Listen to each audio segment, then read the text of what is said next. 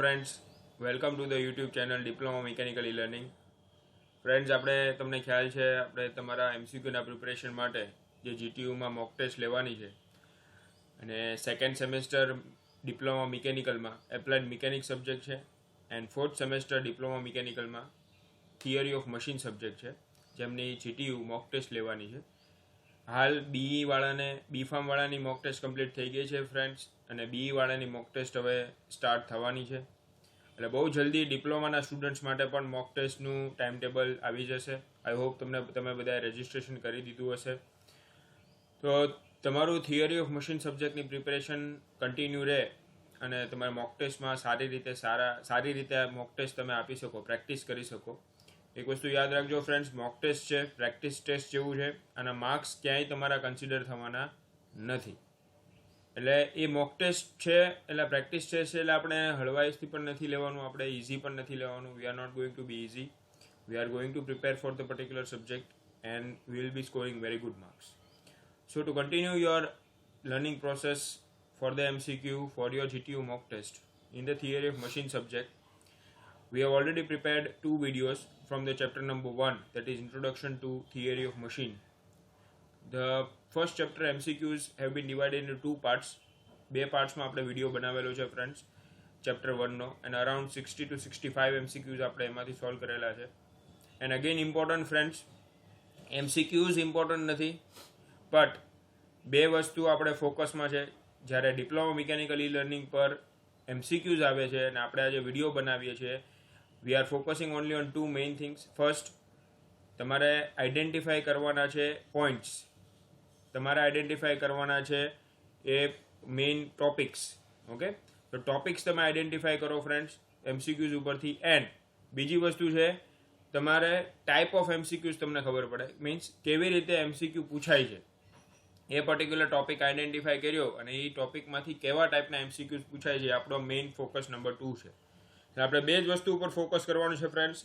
MCQs ગોખવાના નથી, સમજવાના છે, અને ટોપિક આઈડેન્ટિફાઈ કરી અને એ ટોપિકમાંથી કેવા ટાઈપના કઈ રીતે MCQs પૂછાઈ શકે એની ઉપર આપણે કોન્સન્ટ્રેટ કરવાનું છે, ન કે MCQs ઉપર. મીન્સ MCQ તમારે ગોખવાના નથી.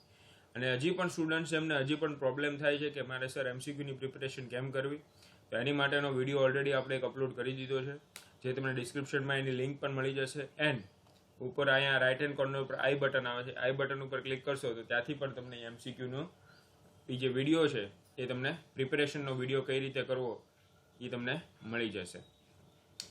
પાર્ટ 1 અને પાર્ટ 2ના જે બે વિડીયો છે ફર્સ્ટ ચેપ્ટરના, એ વિડીયો પણ ઓલરેડી અપલોડ થઈ ગયેલા છે. અને જે ફ્રેન્ડ્સ હજી પણ નથી જોયા એ વિડીયો ડિસ્ક્રિપ્શનમાં લિંક છે. આપણે એક પ્લેલિસ્ટ બનાવેલું છે ટોમ MCQનું, થિયરી ઓફ મશીન MCQ. એ પ્લેલિસ્ટની લિંક તમને મળી જશે અને આઈ બટન ઉપર પણ તમને એ પ્લેલિસ્ટની લિંક મળી જશે. તો જે ફ્રેન્ડ્સે પહેલાં ફર્સ્ટ ચેપ્ટર કમ્પ્લીટ નથી કર્યો તો એ ફર્સ્ટ ચેપ્ટર આખો વ્યવસ્થિત રીતે કમ્પ્લીટ કરી દેજો ફ્રેન્ડ્સ. અને પછી સેકન્ડ ચેપ્ટર આપણે આજે સ્ટાર્ટ કરવા જઈ રહ્યા છીએ. સેકન્ડ ચેપ્ટર ફ્રેન્ડ્સ તમારો છે વેલોસિટી એન્ડ એક્સેલરેશન ડાયાગ્રામ, અને આ પાર્ટ 1નો વિડીયો છે. આ ચેપ્ટરમાંથી પણ અરાઉન્ડ 35 MCQs છે. એટલે આપણે બે પાર્ટની અંદર MCQs આપણે આના સોલ્વ કરશું, જેથી તમને પ્રિપરેશન કરવા માટે પણ વચ્ચે ટાઈમ રહે. Again focus is on 2 things, topic and type of MCQs from that particular topic. તો જે ફ્રેન્ડ્સે હજી આગળના વિડીયોઝ નથી જોયેલા એ આગળનો વિડીયો જોઈ લેજો. જે ફ્રેન્ડ્સે હજી સુધી અમારી ચેનલને સબસ્ક્રાઈબ નથી કરેલી તો સબસ્ક્રાઈબ કરી દેજો ફ્રેન્ડ્સ, એન્ડ બેલ આઇકનને પણ દબાવી દેજો. તો આપણે આગળનો આજનો વિડીયો જે છે એ સ્ટાર્ટ કરીએ. તો chapter number 2 velocity acceleration diagram, એના આપણે MCQs સોલ્વ કરશું. બુક એન્ડ પેન સાથે રાખજો ફ્રેન્ડ્સ, કારણ કે તમારે નોટ કરવાના છે ટોપિક્સ અને કેવા ટાઈપના MCQs આવે છે, અને અમુક ઇમ્પોર્ટન્ટ પોઈન્ટ્સ જે છે એ તમારે સાથે નોટ કરતા રહેવાના રહેશે. તો first question, the Klein's method of construction for reciprocating engine mechanism. તો આપણે જે વેલોસિટી એક્સેલરેશન ડાયાગ્રામ છે ફ્રેન્ડ્સ, એમાં તમે ચેપ્ટરમાં ખ્યાલ હશે કે બે મેથડ આવે છે, relative velocity method and Klein's construction method. તો ક્લેન્સ કન્સ્ટ્રક્શન મેથડ જે છે, જે રેસિપ્રોકેટિંગ એન્જિન મિકેનિઝમ માટે ખાસ યુઝ થાય છે. ક્લેન્સ કન્સ્ટ્રક્શન તમે ખ્યાલ હોય તો only for reciprocating engine mechanism અથવા સિંગલ સ્લાઇડર ક્રેન્ક ચેઇન જે આવે એની માટેનું આપણે velocity acceleration diagram Klein's construction ઉપરથી ડ્રો કરીએ છીએ. તો એ ક્લેન્સ કન્સ્ટ્રક્શન મેથડ જે છે એ એના મેઇન પોઈન્ટ શું છે, એ કઈ વસ્તુ પર ફોકસ કરે છે, એને રિલેટેડ એમસીક્યુ છે. તો આપણો ફર્સ્ટ ટોપિક મળ્યો છે ફ્રેન્ડ્સ, ક્લેન્સ મેથડ ઓફ કન્સ્ટ્રક્શન. એ આપણો ફર્સ્ટ ટોપિક છે આજના એમસીક્યુનો. એટલે આ ક્લેન્સ કન્સ્ટ્રક્શન જે છે આખું તમારે ડિટેલમાં સ્ટડી કરી લેવાનું છે. Topic number 1. હવે એમાંથી કેટલા એમસીક્યુઝ કેવા ટાઈપના નીકળે છે આપણે જોતા રહીશું. તો Klein's method of construction for reciprocating engine mechanism A is based on acceleration diagram, is a simplified form of instantaneous center method, utilizes a quadrilateral similar to the diagram of mechanism for reciprocating engine, enables determination of Coriolis component. So friends, is based on acceleration diagram, A wrong answer છે. ક્લેન્સ method ખાલી acceleration diagram ઉપર dependent નથી. is a simplified form of instantaneous center method, એ પણ wrong છે. instantaneous center method ઉપર પણ ક્લેન્સ construction method જે છે ડિપેન્ડન્ટ નથી. it is not a form of instantaneous center method. enables determination of Coriolis component. તો Coriolis component friends તમારે સિલેબસમાં નથી, એટલે આ વસ્તુ તો તમારે આવતી જ નથી ને. Coriolis component પણ સોલ્વ કરતું નથી ક્લેન્સ કન્સ્ટ્રક્શન મેથડ. રાઈટ આન્સર છે તમારો answer C. utilizes a quadrilateral similar to the diagram of the mechanism for reciprocating engine.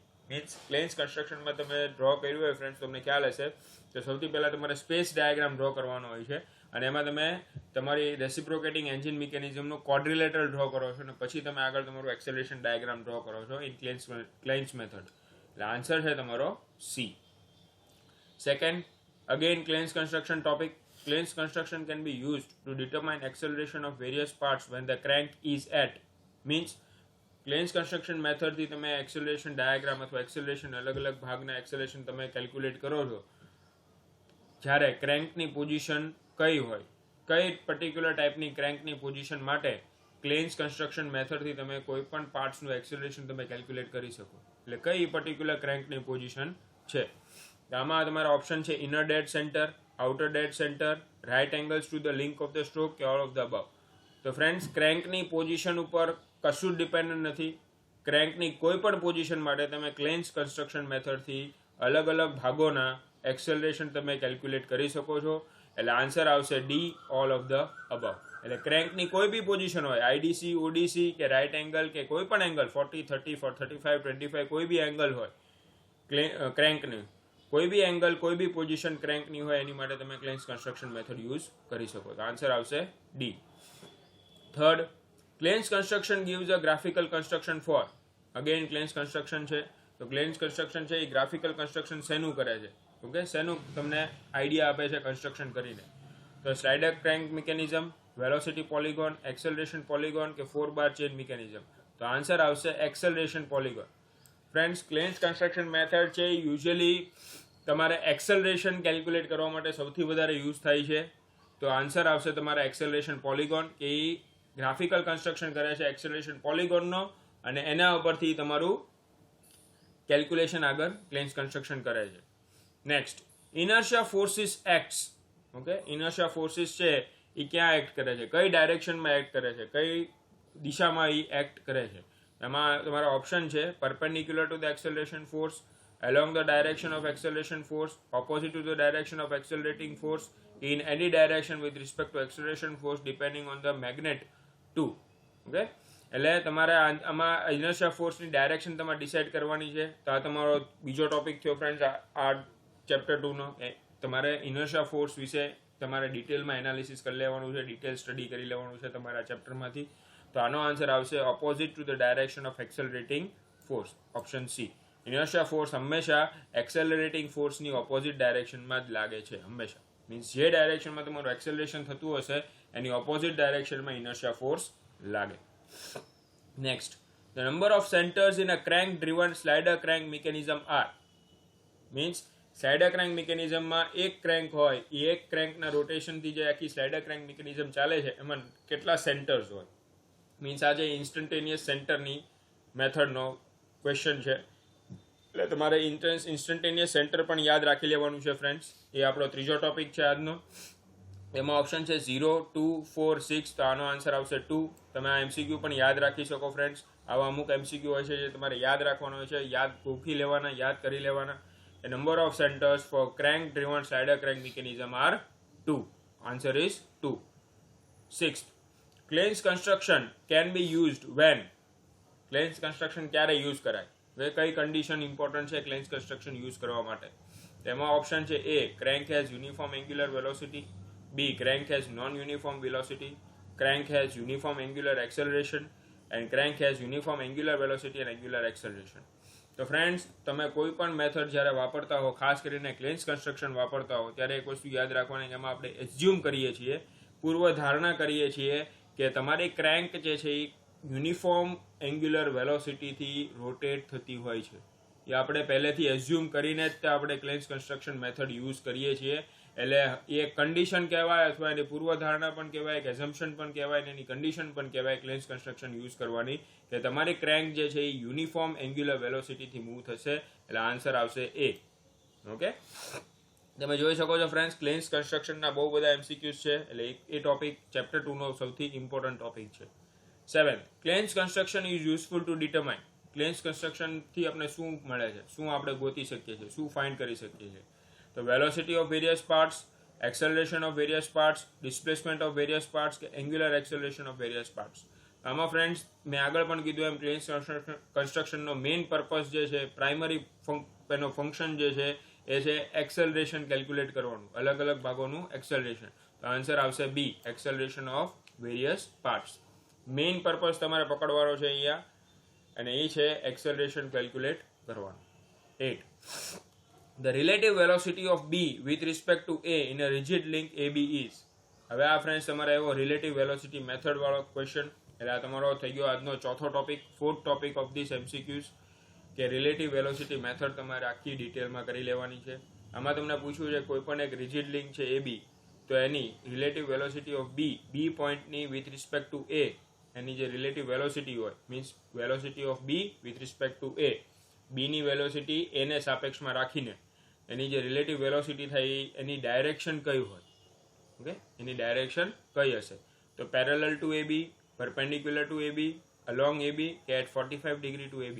તો હંમેશા એક વસ્તુ યાદ રાખજો ફ્રેન્ડ્સ, રિલેટિવ વેલોસિટી મેથડમાં વેલોસિટીનો જે તમારો પોલિગોન હોય, અથવા વેલોસિટીની જે લાઇન હશે, અથવા વેલોસિટીનો જે વેક્ટર હશે, કોઈ બી લિંકનો હોય, ઓકે, એ AB હોય તો velocity of A with respect two B હોય, કે velocity of B with respect two A હોય, એ હંમેશા પરપેન્ડિક્યુલર ટુ ધ લિંક જ આવશે.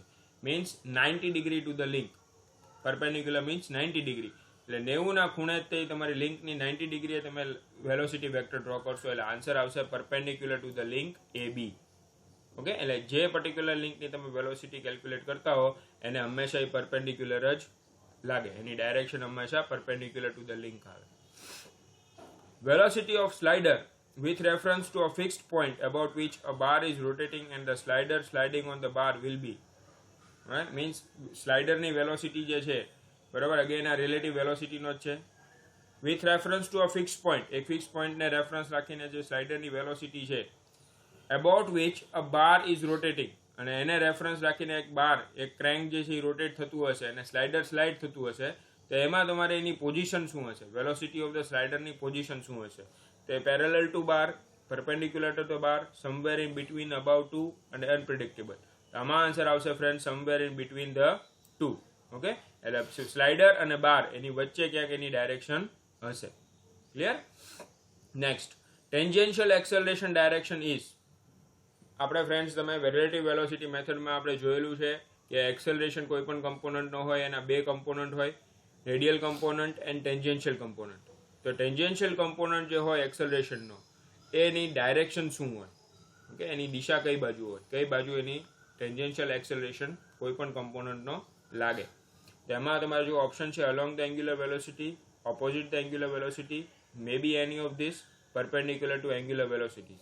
આમાં કોઈ ઓપ્શન સાચો નથી બાકીના ત્રણ, એટલે આન્સર તમે C અહીંયા ટીક કરી શકો છો.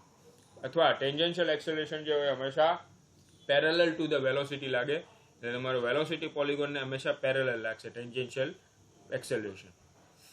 Next, when the acceleration of the piston is 0 then the velocity is. જ્યારે પિસ્ટનની એક્સેલરેશન 0 હોય ત્યારે એની વેલોસિટી કેવી હશે? મેક્સિમમ કે મિનિમમ? તો આન્સર આવશે મેક્સિમમ. જ્યારે એક્સેલરેશન ઓફ ધ પિસ્ટન 0 હોય, જ્યારે પિસ્ટનની એક્સેલરેશન પ્રવેગ 0 હશે, ત્યારે એનો વેગ એટલે વેલોસિટી કેવી હશે? મેક્સિમમ. ઓકે, આ યાદ રાખી લેવાનું friends. Next, if OC is crank and HC and PC is the connecting rod, of a reciprocating steam engine and rotates with uniform angular velocity in clockwise direction in the given figure below, then under which condition the piston will undergo retardation. હવે આમાં જો friends એક તમને figure આપેલી છે ક્લેન્સ કન્સ્ટ્રક્શનની. એમાં તમને કીધું છે ઓસી જે છે એ ક્રેન્ક છે, પીસી જે છે એ તમારો કનેક્ટિંગ રોડ છે, ઓકે, રેસિપ્રોકેટિંગ સ્ટીમ એન્જિનમાં, અને ક્રેન્ક છે એ યુનિફોર્મ એન્ગ્યુલર વેલોસિટીથી રોટેટ થાય છે in clockwise direction. And then under which condition the piston will undergo retardation. અને નીચેના ઓપ્શન આપ્યા છે એમાંથી કઈ કન્ડિશનમાંથી પિસ્ટન રિટાર્ડેશન કરશે? એક્સેલરેશન નહીં કરે પણ રિટાર્ડેશન કરશે. એમાં તમે જો n lies to the right of O, n lies to the left of O, n is above O કે n is below O. Means આ n જે છે એ આ સાઈડ હશે, O ની right hand side, left hand side, ઉપર કે નીચે. તો આન્સર આવશે રાઈટ હેન્ડ સાઈડ. જ્યારે તમારી n ની પોઝિશન, આ પોઈન્ટની પોઝિશન O ની રાઈટ હેન્ડ સાઈડ ઉપર હશે ત્યારે એમ કહી શકાય કે પિસ્ટન જે છે એ તમારું રિટાર્ડેશન કરશે. ઓકે, આ બધા ક્વેશ્ચન છે ફ્રેન્ડ એ તમારે યાદ રાખી લેવાના રહેશે, કારણ કે આ બધા ક્વેશ્ચન ઘણીવાર રિપીટ થતા હોય છે. Next, in the given figure the velocity of piston is maximum under which of the following condition. Same figure છે ફ્રેન્ડ્સ, અને આમાં તમને પૂછ્યું છે હવે કે પિસ્ટનની વેલોસિટી, આમાં તો એક્સિલેશન રિટાર્ડેશન ક્યારે થાય, આમાં પૂછ્યું છે પિસ્ટનની વેલોસિટી મેક્સિમમ ક્યારે હશે. તો n is left to the O, n lies right to the O, n coincides with O, n lies above O. આમાં તમારા આન્સર આવશે n coincides with O. એટલે n અને O જ્યારે એક પોઈન્ટ થઈ જશે, કોમન એક પોઈન્ટ કોઇન્સાઇડ થશે, એટલે n તમારો શિફ્ટ થઈને O ઉપર આવી જશે, ત્યારે તમે કહી શકો કે પિસ્ટનની વેલોસિટી મેક્સિમમ હશે. ઓકે, તો આ પણ યાદ રાખવાનો ફ્રેન્ડ્સ. આ અમુક જે છે એ ક્વેશ્ચન MCQ તમારે યાદ રાખવાના છે. ઓકે, આમાં કોઈ લોજિક નથી, પણ આ તમારે ક્લેન્સ કન્સ્ટ્રક્શનના એક ઇમ્પોર્ટન્ટ ટોપિક્સ છે. In a given figure, triangle OCM is known as. Okay, આ ક્લેન્સ કન્સ્ટ્રક્શનમાં આપણે OCM ટ્રાયંગલ ક્લેન્સ કન્સ્ટ્રક્શન તમે સ્ટાર્ટ કરો એટલે સૌથી પહેલા તમારા આ ટ્રાયંગલ OCM બને છે. એ શું છે? Klein's acceleration diagram, Klein's velocity diagram, Klein's displacement diagram કે બેનેટ્સ ડાયાગ્રામ. તો આનો આન્સર છે તમારો વેલોસિટી ટ્રાયંગલ છે, એટલે ક્લેન્સ વેલોસિટી ડાયાગ્રામ આવે. ક્લેન્સ ડાયાગ્રામ ક્લેન્સ કન્સ્ટ્રક્શન તમે સ્ટાર્ટ કરો એટલે સૌથી પહેલા તમારા ટ્રાયંગલ OCM બને છે. એ તમારો વેલોસિટી ડાયાગ્રામ છે. વેલોસિટી ટ્રાયંગલ છે તમારો રેસિપ્રોકેટિંગ એન્જિન મિકેનિઝમનો.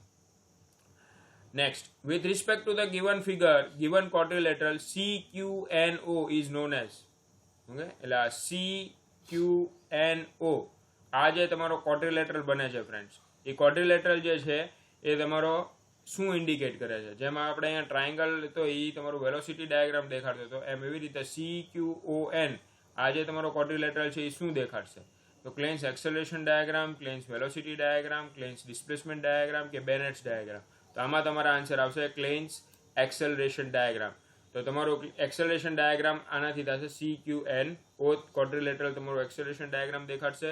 ટ્રાયંગલ OCM જે છે એ તમારું દેખાડશે વેલોસિટી ડાયાગ્રામ. આ બે વસ્તુ ખાસ યાદ રાખવાની કે ક્લેન્સ કન્સ્ટ્રક્શનમાં વેલોસિટી ડાયાગ્રામ કયું હોય અને એક્સેલરેશન ડાયાગ્રામ કયું હોય. 16. A piston will remain in equilibrium if piston equilibriumમાં ક્યારે રહેશે? કઈ કન્ડિશન સેટિસ્ફાય થવી જોઈએ? The inertia force is applied in the same direction to the resultant force. Inertia force is applied in the direction opposite to the resultant force. Inertia force is applied in direction perpendicular to the resultant force. The inertia force is applied in direction parallel to the resultant force. હંમેશા એક વસ્તુ યાદ રાખવાની friends, કોઈ પણ વસ્તુને ઇક્વિલિબ્રિયમમાં રહેવું હોય તો એને ફોર્સ બેલેન્સ કરવો પડે. એટલે રિઝલ્ટન્ટ ફોર્સની સામે બેલેન્સિંગ ફોર્સ લાગશે, ઇનર્શિયા ફોર્સ લાગશે, ત્યારે એ તમારી પર્ટિક્યુલર પિસ્ટન જે છે એ ઇક્વિલિબ્રિયમ કન્ડિશનમાં રહેશે જ્યારે ફોર્સિસ બેલેન્સ થશે. એટલે આમાં તમારા આન્સર આવશે B. Inertia force is applied to the direction opposite to the resultant force. Okay, આ તમારે પણ again velocity relative velocity method વાળો જે ટોપિક છે એનો જ છે. ઓકે ફ્રેન્ડ્સ, તો અહીંયા આગળ આપણો પાર્ટ 1નો વિડીયો કમ્પ્લીટ થાય છે. આપણે 16 MCQ સોલ્વ કર્યા અને આમાંથી આપણે 4 ટોપિક મળેલા છે ફ્રેન્ડ્સ.